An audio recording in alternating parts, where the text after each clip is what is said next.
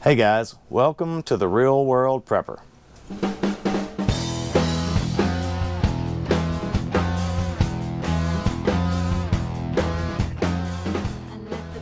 Hey guys, welcome once again to the Real World Prepper. As always, if you like the content that you find on my channel, please click that subscribe button and the bell notifications so you'll know every time that we upload new content. Now, in this episode, I wanted to go over, I've got my map out, as you can see, and I just wanted to point out some things that come to my mind, some things that I know firsthand from some areas, and some things that I have deduced from what I have learned about some of these areas, and you know, what you know, not firsthand, but secondhand, about different areas of the country. I do live in the United States, and as the Real World Prepper, there's real world applications that you have to think of when it comes to prepping. And I just wanted to go over geographically some of the things that come to my mind that as preppers, new and established, would most likely have to consider and think about, at least some things that come to mind. So maybe this will be helpful to you in some ways. I hope so. And so let's just go over it. Let's start up here in the Northeast. All right. First of all, it's cold. When it's cold, it's cold. Okay.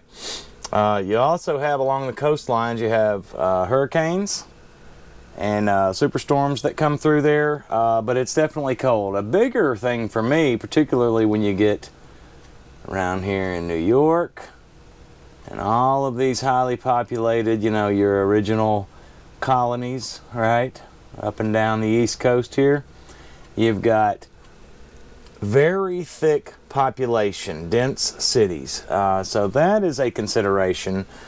Me personally, I wouldn't want to be in a big city or very near to a big city after an SHTF event, because you've got a whole bunch of people in a small area, resources limited, particularly when the grocery stores run dry. You know, that's a big deal. It's going to be a big deal. I know there's a lot of country, you know, a lot of rural areas, you know, throughout all this, but again, you've got weather.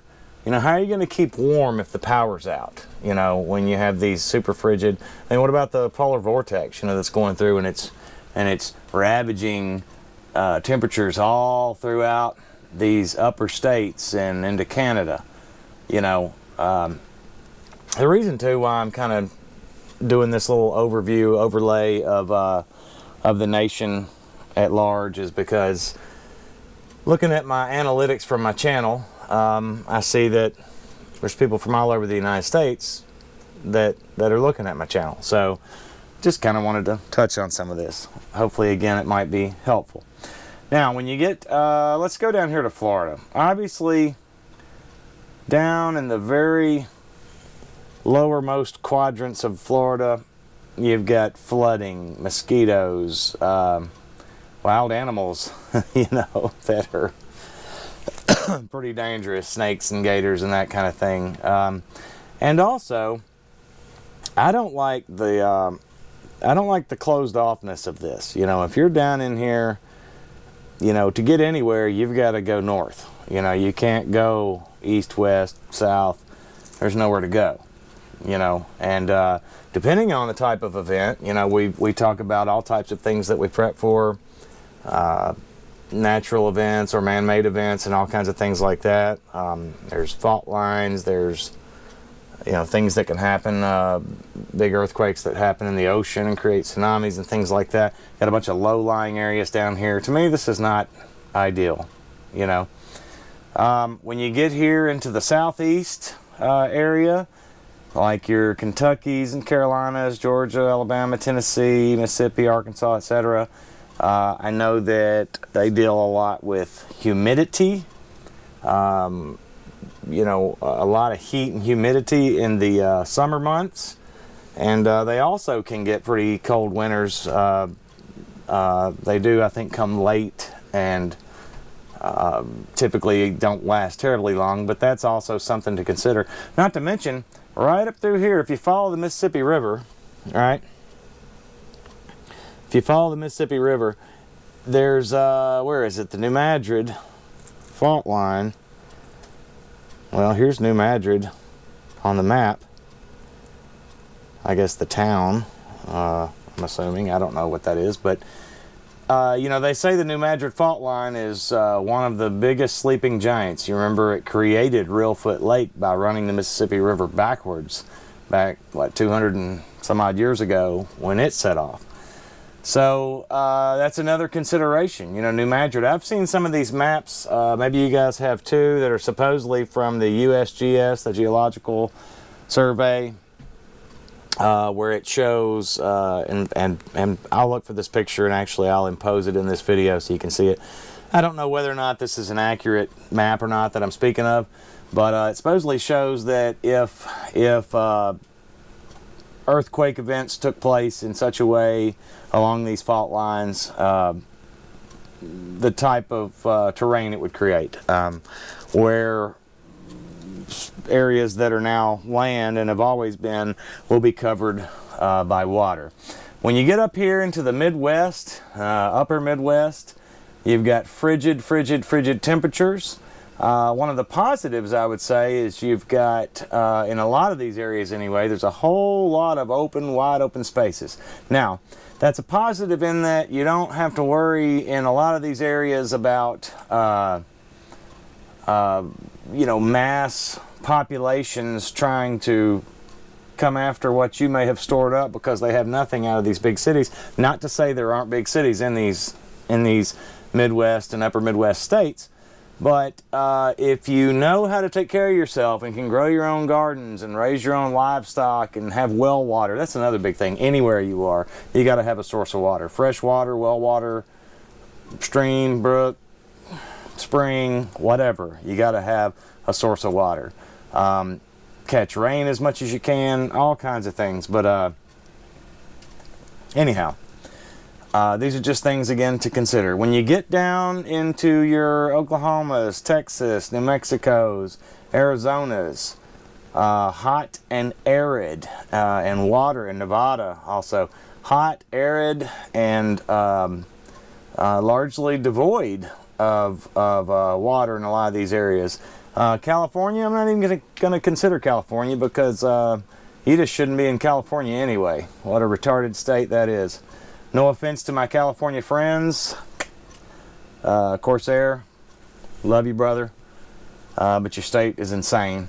You know, but no, seriously, in California, you do have wildfires, drought, lack of water resources. That's a big deal, you know. Not to mention you've got, in my opinion, a large population of people who, okay, let's just say it like it is. There's a lot of liberals and left-thinking folks out west.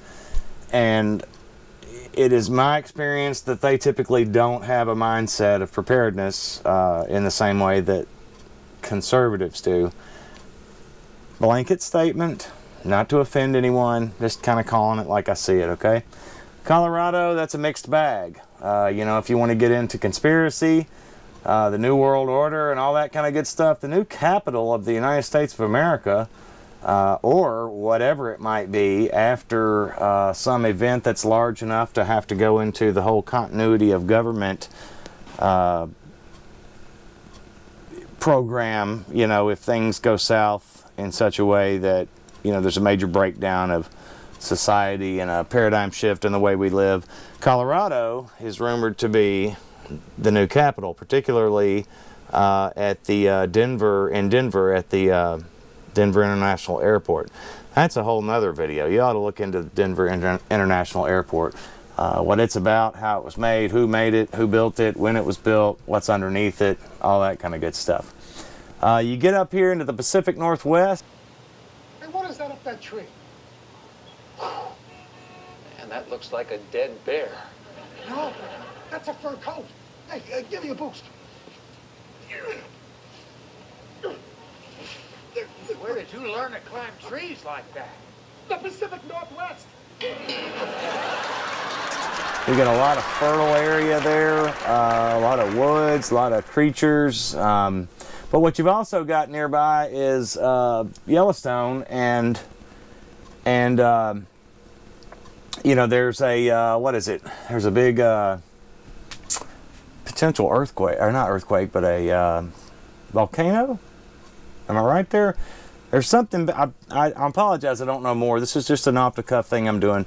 But there's a apparently, if that thing pops off, it's going to be like nuclear bombs went off everywhere. It's going to be fallout that'll cover all of the United States and much of the rest of the world. So I mean, you know, maybe there's nowhere that's perfectly safe, but there's things to consider in each of these areas. I just wanted to point out some of these things just to get you thinking, just something else to kind of get your mind rolling and thinking if you're in any of these areas or wherever you are. I certainly have covered very little, okay, just touched on a couple of little things, you know, drought in some places, too much humidity in other places, heat and cold in places, bugs, insects, wild animals, etc., buildup of cities, and population, you know, mass population centers and that kind of thing.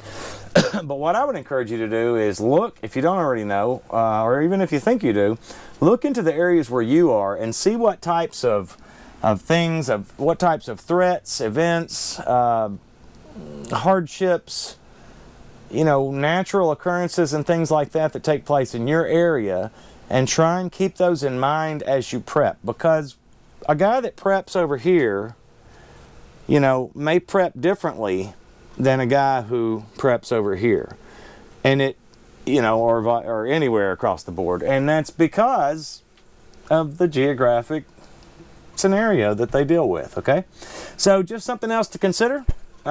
Just want to bring that to your attention, something I was thinking about. I just want to share it with you guys. Hope you enjoyed it. Join us next time, please, on The Real World Prepper. Thank you so much.